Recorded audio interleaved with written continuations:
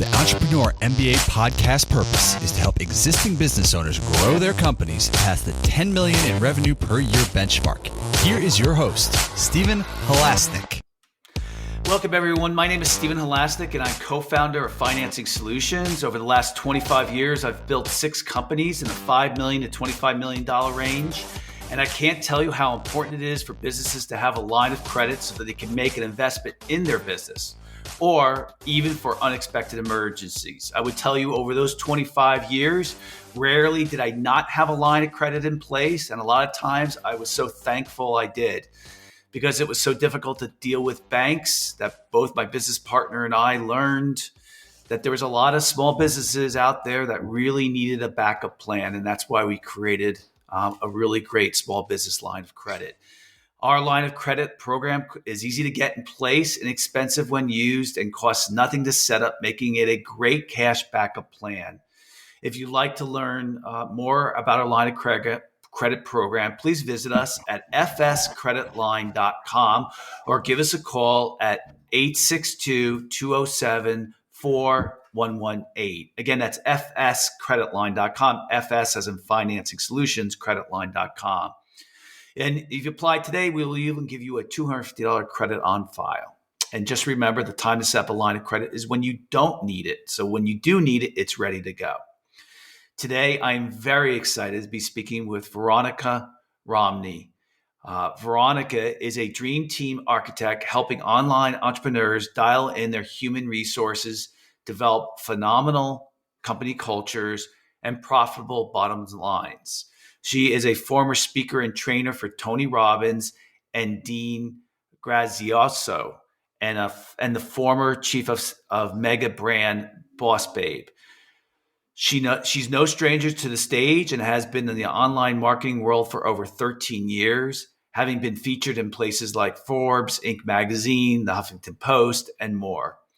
When she's not helping her visionary clients scale to 8 figures plus, you can find her wrangling her 2 man cubs in the beautiful oak trees of North Carolina. Veronica, welcome to today's Entrepreneur MBA podcast. Thank you. Excited to be here. So what was it like working for Tony Robbins?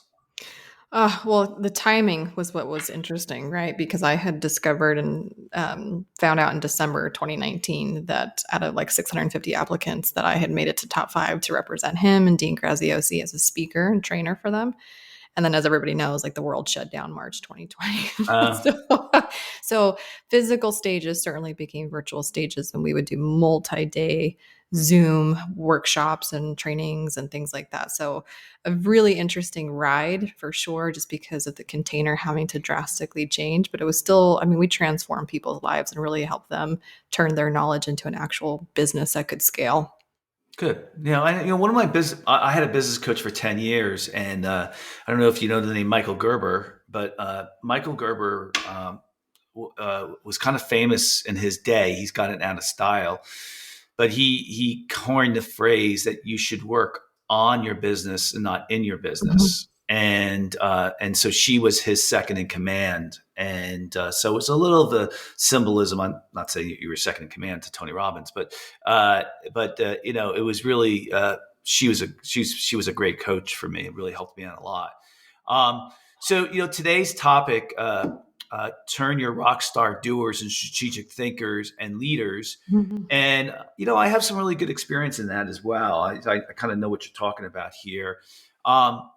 And when you're saying rock stars, you're talking about your best employees. Would you say that? Yeah, we're just talking about the shift from individual contribution to actually being more of a strategist and people manager within the organization and home growing them, as opposed to just buying them off the corporate shelf or through a recruiter and things like that. Because I work primarily with online visionaries, brands, personalities. And this is a massive shift for them to go from like me, myself, and a whole bunch of assistants or doers or vendors or contractors to like having an actual org chart where you have someone, dedicated to prospects and somebody dedicated to customers. And that paradigm shift not only has to happen internally, but also externally. And it's rough. It's rough. Yeah. There's some learning and some growing pains for sure. Yeah, and the honest answer is the reason why I brought on that coach was because I thought I was so bad at managing the people I was working with. And I really needed help because, the way that I've understand it, you have the leader, and then you have the manager, and then you have the worker bees. And it's really hard for the leader to kind of work down those areas. Or in the reverse, if all you are is the worker bee because you don't have any employees, and then working back up, it could be a challenge, can't it? Well, leadership in general is a challenging position because you're always in this spot that is like, I want to say healthy tension, but sometimes obviously we both know it can be extremely unhealthy tension because you have to manage up and you have to manage down. So it's one thing to learn the art of people management, which in and of itself is really challenging. I mean, anybody who's ever been a parent, it's also like it's very challenging. Like you leave the hospital with no manual, and then here's a human being that needs you, right? Same thing. Sometimes we're thrust into people management without any kind of formal training. I certainly didn't get it in corporate America. There's, so everything I've learned has been through like some tears and sweat and awkward situations. But then there's the art of managing your manager, managing up and being that filter so that you can take team feedback, bring it up in a way that can be heard. And then also choosing your moments to like manage down and like being sensitive of your employees and their personal needs and where they're at, So it's just everybody who's ever managed somebody, what it is to be in the in-between and that tension. I would like to, contribute to a workplace that it's healthy and not unhealthy.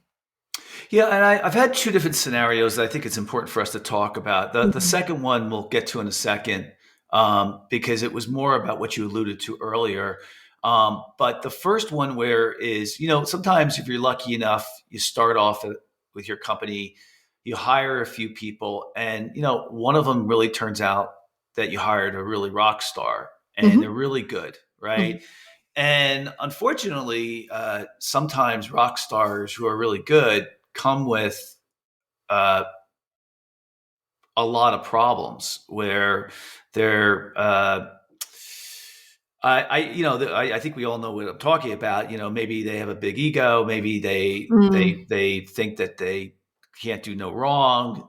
They're very emotional. They can be extremely disruptive, which I've had on a number of occasions. They totally ruin your company culture, can ruin the people around them. Let's talk about that person first. There's always, the easy solution. Well, I don't know if it's an easy. That's the hard solution, is to get rid of them, right? The other one is to coach them up and work with them and those type of things. So tell me a little bit about the process and your experience in dealing in those situations. Well, a couple thoughts that come to mind. I think sometimes when we advance a rockstar doer into a people manager or leadership position, we're doing it because that's the only way that they can have upward mobility, and that's the only way that they can make more money than what they're currently doing, unless you have some ridiculous comp plan. Sales personnel, like there's certain departments or certain roles that you can still incentivize somebody in individual contribution that doesn't require people management for them to make more money and be in control of their financial destiny within an organization. But if you're a small business owner, or you're still in the growing phase before you get to the scaling phase, and you're like, well, no, like I really want to grow this company. I want to look internally, and this person is so good at their job. My fingers are crossed that they'll be good at making little mini versions of themselves. That's usually the mistake right there, because it depends. And I just was going through this with a private client, like one of their employees who was so good at what they were doing. I'm not even talking about egomaniacs. They're just so good at what they're doing. So the hope was, oh my gosh, you're so good at this. I would like you to lead a people mini versions of you and help, multiply yourself. So then we have lots, instead of one rockstar doer, we have 10 rockstar doers. Can you be the leader of this kind of group? And at first, when we approached this prospective leader, it was an immediate yes, because the leadership opportunity was amazing. They could potentially retire their wife from having to work. Like there were so many things. And I think what the mistake was, we misinterpreted his excitement for the role, for his excitement for what the role meant for him in his personal life. And now fast forward 3 months, it's kind of come up to bite us, because he didn't actually have a passion for people management. He didn't have a passion for leadership. He didn't have a passion for like what the in and out 9 to 5 responsibilities would entail. He was just excited about what that position meant for him in his personal life, which is self-fulfilling and beneficiary, but you and I both know when you're managing other people, you are self-sacrificing. So yes, I think outside of bad personality fits, I think when you're thinking about moving somebody up, you have to really assess what, one, do they want it? And two, why do they want it? Because if not, it's going to backfire a couple months out. Yeah, I think there's a third area because I had the same scenario you're talking about. Um, and I think the third one is, do you have the tools to teach Sure. that person how to be a good manager? This one woman who worked for me, she's worked for me for two different companies. She's one of the best people I've ever hired. Mhm. And she was a rock star. Mhm. And I moved her up, and I think, the thing that was different with her is that she was humble enough to be willing to make the effort to change. And so when I got her a coach, which I think, listen, a coach is going to cost you, I don't know, $180, $200 an hour, right? If you have a coach working with that employee, I think that's a great resource. I think that's a Sure. great thing to do, right? Yeah. And then you really find out, can this person improve? Let's say change. Let's say, can they improve? Or if they're not really just cut out for it, because it's hard when someone says, first thing they could do is be excited about the opportunity, Mhm. right? Mhm. Mhm. Right. Yeah, So well, be excited for the right reasons, like we discussed. But I agree with you that, like, if you yourself know that one of my zone of geniuses is not to create leaders myself, because I am more suited towards that visionary type of role where I'm better as a messenger for the mission. I'm better speaking and advocating for what we're doing and where we're going. And like, if you know that that's not your inherent skill set, is to turn internally and to try to create leaders, then yes, it would be incumbent upon you to invest in resources or people like consultants, like coaches, to help your team members thrive in a position that you want them to have and they want to have for the right reasons too. I completely agree. yeah, good. And by the way, it turned out good for me. I mean, she turned out to be great, but it was a big learning curve. Mhm. And she loved it. She loved it. She loved the idea that I was investing in her, and Mhm. so it worked out. But it was a bumpy road in the beginning. So let's go back to the other scenario, which is the one you talked about, which is bringing in having people that I think that what you're saying is they're not rock stars to begin with, but you turn them into rock stars. Is that what you were saying originally? Well, I mean, again, if you can't thrive in individual contribution, then I don't. If I was to spend my energy, it would be more on helping a rock star doer who's already proven their worth with themselves, just literally self managing, and pouring my energy or my external, financial resources into that person, than it is for me to turn somebody who's a mediocre doer into a rock star doer. So no. My specialty, or what I really emphasize, or what I do in my work as a dream team architect, is helping leaders level up, but also helping my clients not sabotage their own investments. Because what I have found in the online space, again, this is where I spend majority of my time, is with online entrepreneurs that are public facing. They are the brand, right? And so they are the marketer to begin with. They're the marketing leader. They're the operations leader. They're the everything. And so for them to essentially replace themselves, what comes up a lot is they actually compete with the same people that they had hope behind. And they tend to, on the really unhealthy side, they actually self-sabotage their people, which is really sad. So certainly this finesse between telling a visionary that they can't do everything for themselves and actually enabling both them to let go, but also for the other team member to feel safe to take the reins. So let's be clear here, so our listeners know what we're talking about here. We're talking about the people that you work with the most Mm-hmm. are people who are there's someone like let's say Tony Robbins, right? Sure. And it's not him, but Tony Sure. Robbins. They have this persona that's Mm-hmm. really, they do podcasting, they Mm-hmm. do lots of social media, they do Yep. lectures, they do seminars. So you're taking that person and you're building a team underneath them, correct? Correct. Yeah. So I would imagine that you need to coach those people who are doing that work, the Tony Robbins, because they must have enormous egos. No, I don't want to talk about our beautiful visionaries like they're all must be inherently bad and have these egomaniacs. Like, no, there's actually really, really good, like sincere, genuine content creators that want to expand their reach and they don't know how because all they know is they can't do it by themselves. Right. So there's an acknowledgement of like, I can't do this by myself. I maybe have never worked in a corporate environment before. Or if I did, it wasn't to the level of like VP or chief myself. So like I don't have the experience to build a team. And yet I know that it's the internal systems and people that will help me scale beyond where I am today. Right. So I work with a lot of content creators, a lot of knowledge brokers, a lot of online education, people that are selling their experience, selling their knowledge and helping other people achieve their own aspirations and dreams. And what I have noticed in my work as a dream team architect is that, yes, there's only so much work that I can do just with the aspiring leader who's going from, again, Rockstar doing to people managing and strategic thinking and department leading.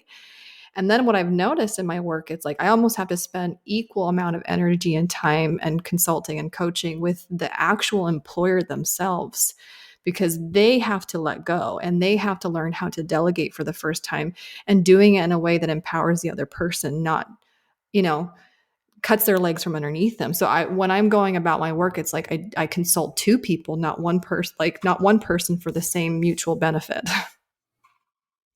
Yeah, I'm going to go back to something you said. I mean, you said you would rather have a rock star than a B-level player. I would actually say I would rather have I had this guy say this once to me a long time ago, and I thought it really, after I learned a lot about business, I thought it really made a lot of sense. He said, small businesses aren't going to get A-level players. You're going to get B-level players, which is what you want, and you want to avoid the C-level players. Well, he actually said A, Bs, and Cs. He says you want to make Cs Bs and you want to make Bs As. But when I think about getting an A-level player, I think of a lot of problems. I think of lots of potential issues, and that, you may not get that. And one of the things that I've done really well over the years was just become really great at hiring and making sure that I was really much better at it. I was never perfect, but so what do you think about that idea of that small businesses aren't going to always get those rock stars? You have to coach people up. Well, I think this is where you and I then can discuss how you define a Rockstar doer. Because this is where I think sometimes our small business owners have to properly manage their expectations. Because you're a small business owner, because you don't have the brand authority like you would, you can't seduce a prospective employee by saying, oh, this is Facebook, this is Coca-Cola. This, like, you don't have that brand equity that you can flaunt and like wave, right? And kind of dangle the carrot. So for you to say, I'm not going to attract people who are attracted by big brands, that is correct. And so to me, a Rockstar doer isn't equivalent to somebody who has enormous amount, like 20 years of corporate experience. They've worked for all these people. Like, that's not what I mean by Rockstar doer, A players. When I say Rockstar doers and A players, I mean that when I water into their flower cup, they grow. And there are certain people that you can, and it certainly will come up in an interview process if you know how to interview and hire well. But it's the people that when I pour a cup of water, they give me, like 5 inches of growth, right? So when I say A players, it means that they have an ability to self-manage. They show proactivity in their work. And when I invest in them, they pay me back in spades. That's an A player, not so much their credentials, their resumes. In fact, it's the opposite. Sometimes when I get really shiny resumes, those are the ones that turn out to be some of the hardest to level up because they are stuck in their ways, because they've already been around the block, or they think that they know more than you. And the truth is, nobody knows your business the way you do. It's like, I don't care how long my mom has been a mom or my grandmother's been a grandmother. Nobody knows my kid the way I know my kid, period. And that's kind of how it is as a business owner. Like nobody knows my baby business the way I know my baby business. Yes, you might have worked at much bigger companies than me, but don't discredit the fact that I know this and I know my person and I know how to serve my person better than anybody else, right?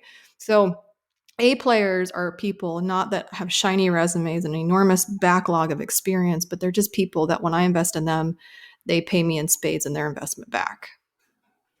Yeah, well put. I like what you said. I hear it so many times. I mean, I know so many business owners just personally, outside of the businesses that we're in, but who I you hear they're, oh my God, I got this great person. I got this great candidate. And if he takes the job or if she takes the job, things are going to be all better. Yeah. And then they get them. Yeah. And then it was like they envisioned what the person was going to be like, and the person's never going to live up to that expectation. Sure. They interviewed the person wrong. They didn't set expectations correctly. Yeah. They didn't tell them a job description and details and how they're going to get measured. Yep. And it's a failure. Yep. And on both sides. On right? both, yeah, I call it hiring with happy ears. It's really common for my beautiful visionaries because, again, think about just being a visionary. I vision cast quite frequently and often on behalf of where I see my business. Like I see World Disney World before we even break ground. Like they're always thinking, they're futuristic, they're optimistic. The ideation is where they thrive. Execution, maybe sometimes not so much. But what I also see with my beautiful visionaries is that they will vision cast on behalf of a person's potential, even if that person's potential is not the same. And you can't impose upon your employees an aspiration they don't currently possess.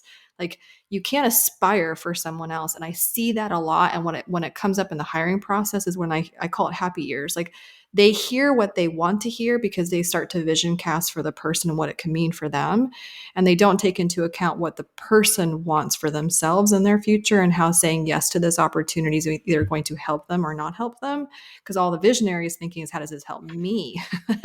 So you really, when hiring, you want both, where the business owner's aspiration matches the employee's aspirations. Like that's where it's like, this is potentially soulmates, is when I'm already on a trajectory towards this future that I see for myself. And then you go as a business owner, well, that's crazy because my business, I also aspire for it to go in that same direction. How great would this be together? Right? That's different.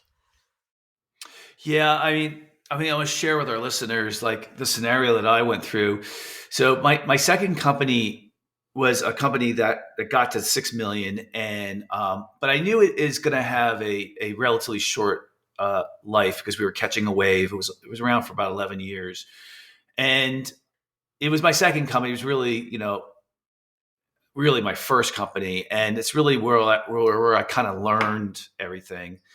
And where I made all my mistakes, right? And so I started my third company, which became a $11 million company and was Inc. 500 fastest growing. I said to myself, I'm going to make sure that all the mistakes I made at the company prior is not going to happen again. And one of them was I'm going to have the best interviewing, hiring, and managing process that I possibly can do. And so I made sure that I had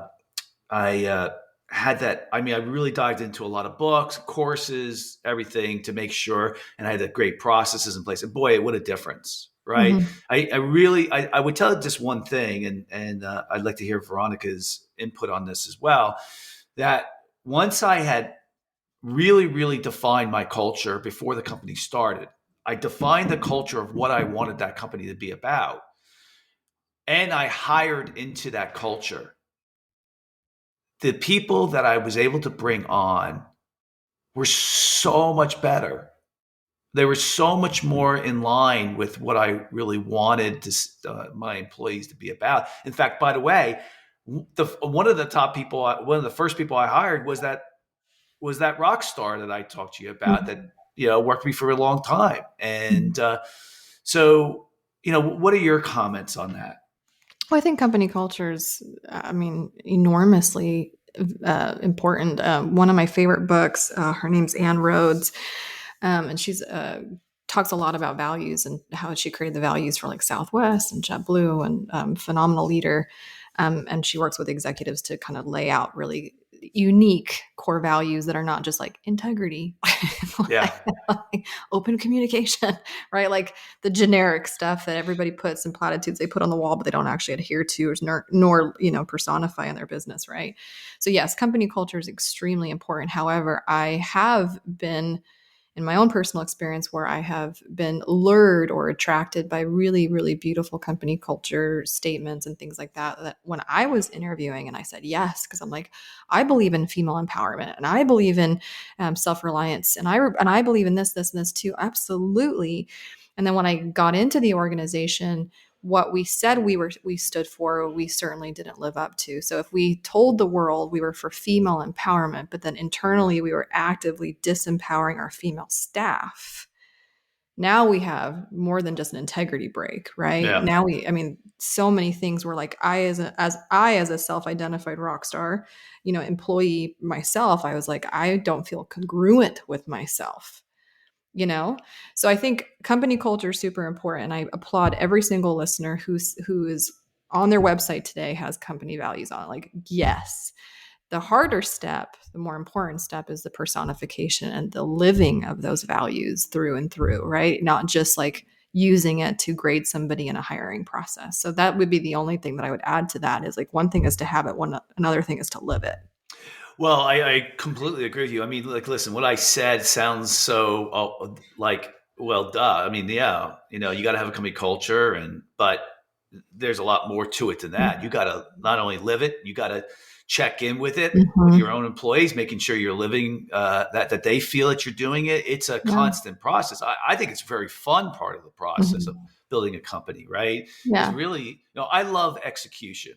I'm one of those unusual entrepreneurs. Most entrepreneurs want to keep coming up with ideas. Yes. I want to come up with the idea and just execute the heck out of it, because it's so much easier executing than come up with another idea. So I get stoked when I think about execution. And to me, culture and hiring people into that culture, developing that culture, continuing that culture, I think is exciting and fun. Yeah, no, some people would say boring. No. I worked at a really great company called Entrata. They're a property management software company, and they're a unicorn kind of space and thousands of employees. But when I was there, they not only did they hire for company values, and they would grade their candidates on whether or not they lived the values of like talk to me goose and business in the front, party in the back, and like really unique values, right? But then every single year we would have values week. And then when I would come up for my October performance plan, there was both the qualitative and quantitative KPIs, right? So like if I was the marketer, I would be measured off like, did I grow the email list? How were my launch results? How were my initiatives and my campaigns and things like that? But then I was also going to be graded on how much I embodied the values of the company. And I would grade myself first. Then my manager would grade me on those 5 values. And then we would talk about it if there was a discrepancy between how I saw myself living them and how he or she saw myself living them, right? So that's what I mean. Like, it's one thing to have company values, but is it a part of your bonus structure? Is it a part of your comp plans? Is it a part, and are you incentivizing me in every way to live them, not just to have it on my wall? That's all. When you were just talking about that, I instinctively knew, wow, that was a great company that you were working for. It was. Right? It is. And when you hear it, so like, I'll give you an example. So in that third company that I had, I became really good friends with a competitor down in Florida, which was not uncommon for me to do. Right. And he was the most amazing guy. He was, at the time I was 6 million and he was 40 million. Okay. And listen, we were in a $13 billion industry. Competitors, please. Okay. You're not competitors. But anyway, he was like, I started a conversation with him. He's like, why don't you come down? Why don't you see my operation? And I went in there. I spent 3 days there, and I was like in awe. I was like, this, and every year he would apply and win in major publications for the best place to work in the country for a small business. And it was so well run and had everything. And I was, it was what a great experience. And he does this all the time because he picks my brain. He sees that what we're doing, and then he implements those things. And so he did that. It was a great learning experience. But when you're involved with a company that does what you said, your experience, you just know that it's a well-run company, doesn't it? It's not perfect. It's No. not. Let me be very clear, and you and I would be the first ones to scream this from the mountaintops. These companies I have described are not perfect. They have shortcomings, like all human beings are not perfect and have inherent weaknesses and faults. So, but where it matters most, like there's just a lot that can help an employee retain beyond like your gym membership bonus, like perk, like, or you know what I mean? Or you get you can bring your dog to the office, right? There's lots of things that you can do to incentivize an employee, but if you have a passion for what you do, if you enjoy the people that you work with and for, and you are treated fairly and compensated well, and you're invested into, you're going to stick in spite of some of these weaknesses, right? And so you talking about how awesome it was that you didn't see your competitor as a competitor, but you saw yourself really as peers in the same industry trying to do greatness and going about it in different ways that you could learn from one another. It makes me think about Bob Iger, The Ride of a Lifetime, when he was first prospecting the acquisition of Pixar with Steve Jobs. And Steve Jobs invited him to the Pixar office headquarters, and it was drastically different than how they were running Disney, and which was, ABC and stuff like that. It was open pods, and there was innovation, and they had you go into the studio and watch the movies, and you could do this. And there wasn't and one of the things that Steve demanded in the acquisition is that to preserve the Pixar culture. And they were so scared that they was going to be stifled. And so that was one of Bob Iger's big things. I made a promise that I wouldn't take away the specialness that was that company's culture. And it just goes to show you that when you go about sending a lot of energy, intentional energy, and creating a very specific company culture, you have to protect it at all costs, because it's what makes you unique. And you won't see it as a profitability and at the line. There's no company culture, great, made me $30,000 this month. It doesn't work like that. You just have to be smart enough to know that it actually infuses and affects all your KPIs, because there's a great workplace environment where work can be done. Yeah.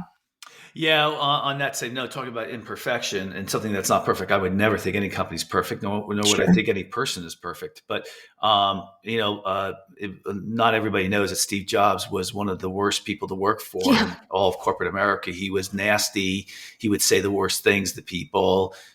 He required people to be, 24/7, doing their jobs. So there's a lot of negatives to this visionary as well. So there's a good example of someone who's not perfect, or a company that is. But so, coming back to what are some of your recommendations with having to deal with, turning someone into a rock star, those type of areas?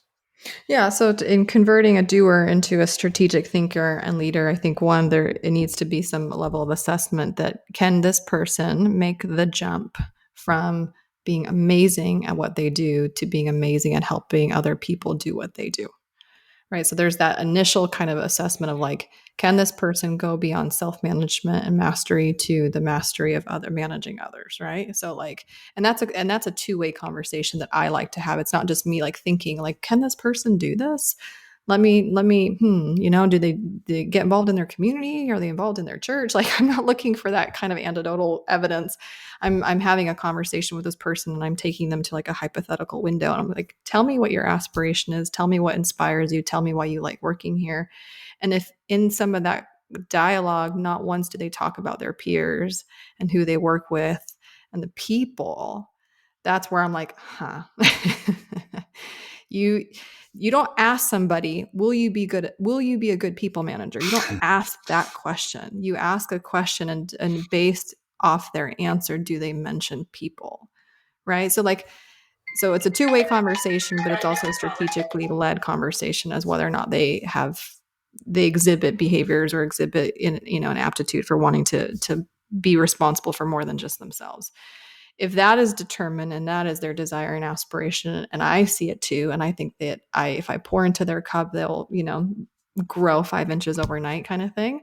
Then we move into certainly a more systematic, more strategic approach to like almost onboarding them to this leadership position, right? And kind of like, what does it mean?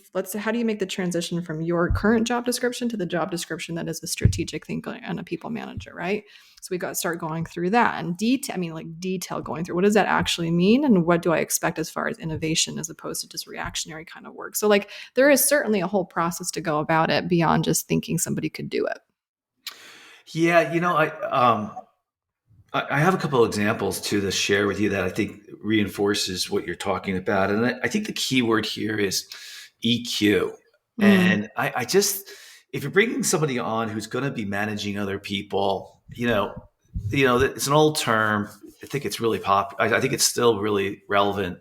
EQ, of course, for those of you who don't know it, is like the ability it's IQ, but it's the ability for you to handle your emotions in the workplace, right? I'll just simplify it that way. And I'll give you two examples. One that I saw. One is when I started off with my career working for Xerox for 8.5 years. And for those of you who don't know Xerox was the Google of its day. Yeah.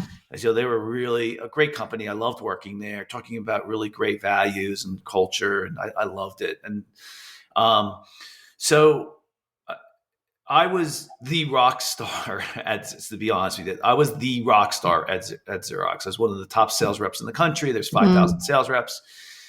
Not every year, but almost every year I was way up there. And there was a guy who was on my team who was not a rock star. He was kind of average in the middle of the pack. And Xerox promoted him into management, and they didn't promote me into management. And Xerox was so right, because my EQ, and the reason I don't work for corporations anymore, was horrible. And his was fantastic. Yeah. He really knew how to deal with people. He knew how to not get angry. He knew how to, and so, I think when you have sometimes someone who's really good at your company at doing things or delivering results, the EQ doesn't always go with it. And that's been my experience too. Your best performers often do not make great managers. 100%. Yeah. So I think you're right on top. Now, I'm assuming that people have brought you in to try to coach people up for being better managers. That is the nature of my work, like entirely. So part of Dream Team Architecting is restructuring an organization, putting in lanes so it's not like bumper carts on a freeway, but then also helping people like step into leadership and letting my visionaries trust their leaders, which is a process for sure. But yeah, I mean, actually, what you said about your experience, and my husband is a top salesperson for his organization, so like I understand exactly what you're talking about. Yeah. But one of my favorite quotes is by Bill Campbell, which is, the $1 Trillion Coach. Great book if anybody hasn't ever read it. He talks about how your title makes you a manager, but your people make you a leader. And I just think that's a massive distinguishing element of like, are you leading because you think that you deserve to be respected, or are you earning the respect of your people who make you a phenomenal leader, right? But anyways, it's just a great quote and it certainly encapsulates my work and how I approach the work that I do for sure. Yeah, and for those of you out there who think you can't do it, I did it. I became a really much better manager. Yeah. And a better leader. But I'll tell you, it was painstaking for not only me, but also my staff. But I'm a very good-hearted person, and so that makes up for a lot. I really care about people, and gets me upset when I don't do a good job. So I really worked hard at it, and I really saw that in some of the people that I actually moved into those manager roles. That if they had a good heart, I know it sounds so trivial, but if they had a good heart and they really cared about, wanting to be better, that was a good trait, and looking for somebody, because like I said, you're going to get C-level players, you're going to get B-level players, and you got to help them, coach them up. And if they think that they're, whatever doesn't stink, then they're not going to be good. And by the way, I've fired quite a number of people who were my rock stars, who were really Mm, delivering, and I fired them because they were just ruining the company. sure. And so that kind of worked out. I have learned that lesson well. Um, let me ask you a question.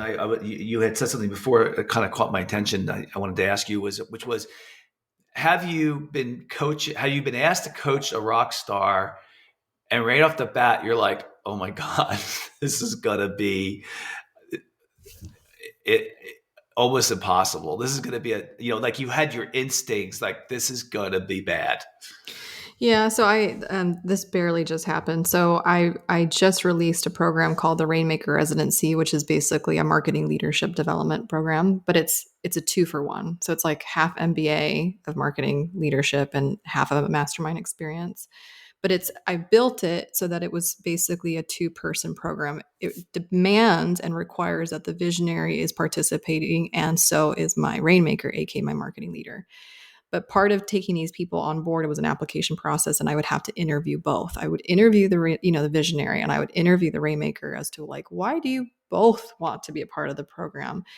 And I could tell that there were certain candidates that wanted the marketing leader to do it, but the marketing leader didn't want to do it.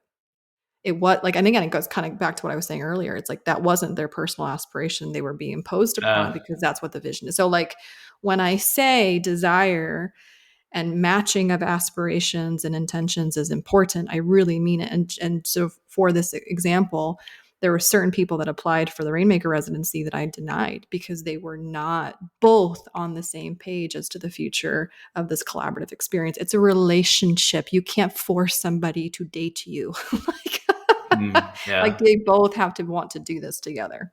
Yeah, well, I think getting you involved earlier than later is Sure. probably better. I mean, that way you got to have all your ducks in a row. You know the job description, you know the responsibilities, you know the KPIs. You have that all down. Maybe potentially the culture of the company, Sure. which sounds obvious, but it's not, right? You Hmm. have that all down before you say, okay, this is the right person for this role. I bet you any money, if you do that work and the person that you think that should be hired in that role Yeah. internally is going to turn out to be not the right person.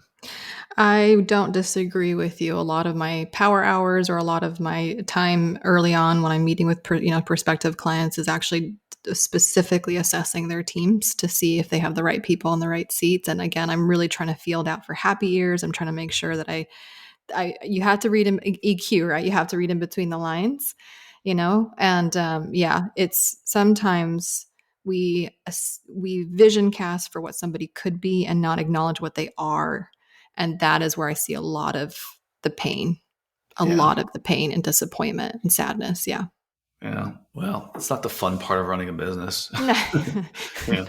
No, but um no, but here's the thing that I've learned and why I am like you. I'm like a weirdo. I love people management. I know a lot of people don't and it intimidates them and they hate it. And it's like managing cats because it's like human beings with all their individual desires and wants. And how do you get everybody to perform?